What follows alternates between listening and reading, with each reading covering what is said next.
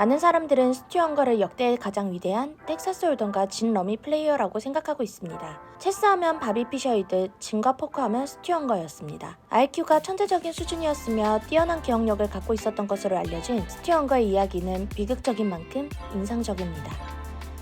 1984년, 1988년, 그리고 1989년에 열렸던 아마릴로 슬림의 슈퍼볼 포커 토너먼트에서 세계 챔피언이 된 유일한 선수입니다. 그는 조니 모스, 도일 브런슨, 조니 창과 함께 WSOP 메인 이벤트에서 연속으로 타이틀을 차지했으며 WSOP 메인 이벤트 역사상 3번이나 우승한 사람은 스튜언거 및 조니 모스 두 선수뿐입니다.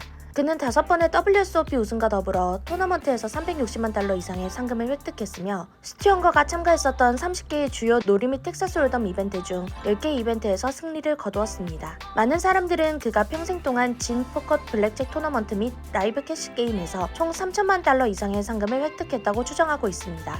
그러나 그는 궁핍한 상태에서 죽음을 맞이했습니다. 그에게 무슨 일이 있었던 것일까요?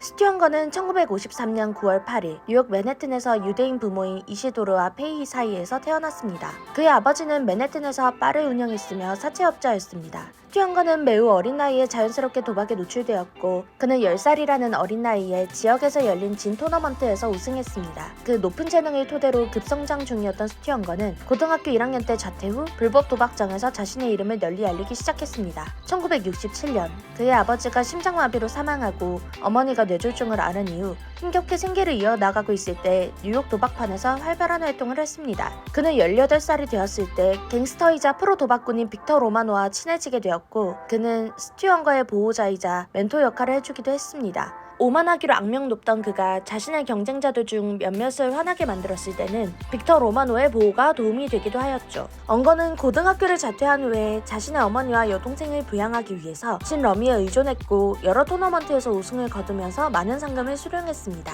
그는 1976년까지는 뉴욕에서 최고의 진 러미 플레이어들 중 한 명으로 여겨졌습니다. 그의 명성으로 인해 활동했던 지역 내 더 이상 적수가 없자 그는 잠깐 플로리다의 마이애미로 이사했다가 다시 1977년 네바다의 라스베이거스로 이사하게 되었습니다. 1982년 스튜언거는 뉴욕으로 돌아와 연애했던 매들린 월러와 결혼했으며 같은 해 스테파니라는 딸을 낳았습니다. 또한 엉거는 자신을 많이 좋아했던 매들린의 아들 리차드를 입양했습니다. 하지만 슬프게도 리차드는 1989년에 자살했습니다.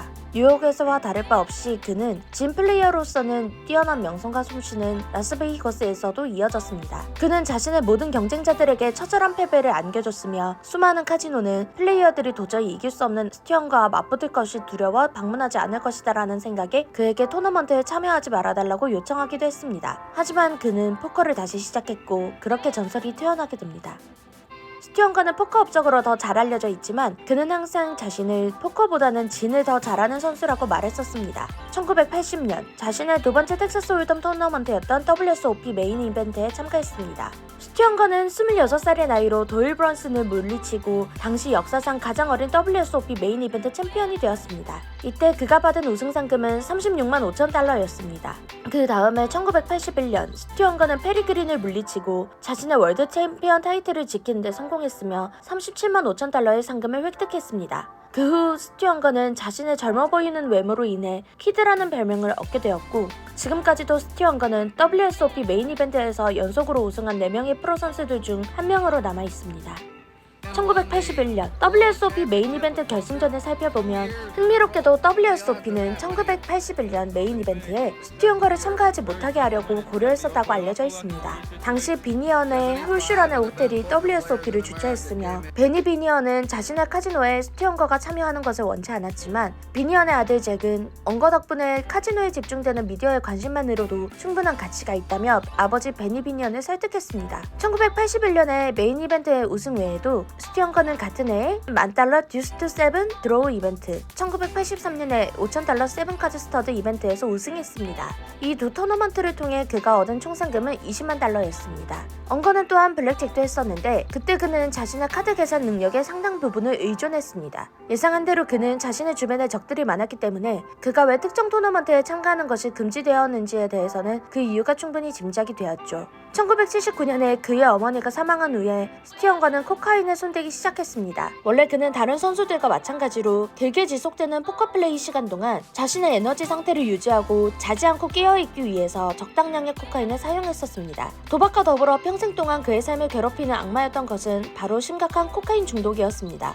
매달리는 그녀의 전남편 스튜언거가 종종 포커를 하기 위해 마약을 했으며 며칠 동안 외박하기 일쑤였고 일상 속 기본 생활 습관조차도 제대로 하지 못하는 것이 이혼을 결심한 이유라고 말하며 결국 1986년 결혼 4년 만에 이혼하게 되었습니다. 스튜언과의 코카인 사용은 점점 늘었으며 마침내 그의 작고 약한 신체에 엄청난 손상을 가져왔고 그의 친구들은 그가 40살까지 살지 못할 것 같다는 생각이 들었다고 합니다. 포커와 블랙잭을 하는 것과 더불어 심각한 수준으로 스포츠와 경마에 도박을 했던 그는 누가 봐도 명백한 도박 중독이었고 스튜언과의 끊임없는 마약에 대한 욕구는 궁극적으로 그를 몰락시키는 원인이었습니다.